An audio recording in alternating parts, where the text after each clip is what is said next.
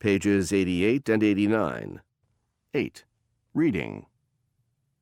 Peeking into our medical future. Did you know that a drop of your blood can predict diseases you may develop in the future? This is possible through genetic testing that analyzes the genetic information found in the cells of your body. Each cell contains a sample of DNA. The information in DNA can help determine a person's risk of developing certain diseases years from now. The most common type of genetic testing is called newborn screening. The goal of newborn screening is to identify treatable genetic disorders in newborn babies. In many countries, infants are screened in the hospital shortly after they are born. Although it is rare to find that a baby has a genetic disorder, those that do have a disorder start receiving treatment right away.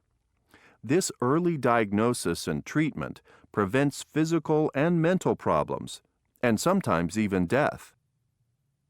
Another type of genetic testing is called predictive gene testing. This is used to predict an adult's risk of developing certain diseases later in life.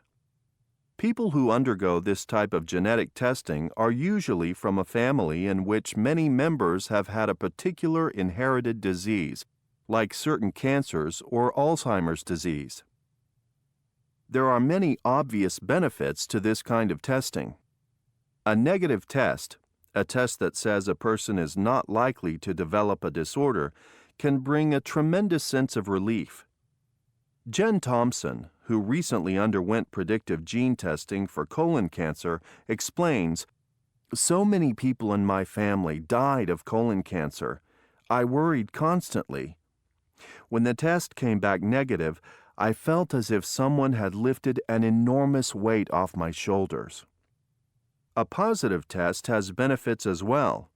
It warns of the need for preventative care, like frequent checkups, dietary changes, medicines, or even the option of surgically removing the part likely to develop the disease.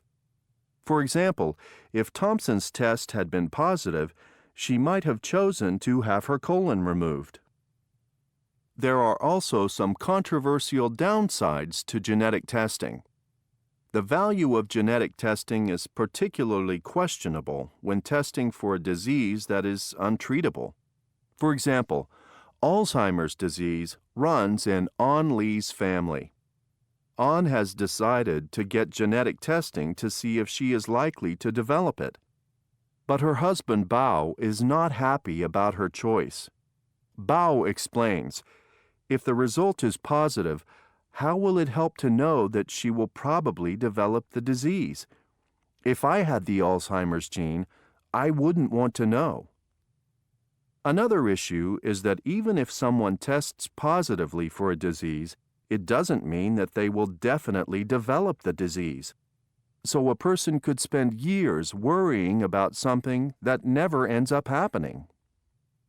Genetic testing has the potential to impact millions of lives in the future. Many are excited about the future of genetics, while others have deep concerns about it. But for better or for worse, soon we may all have the ability to peek into our medical future.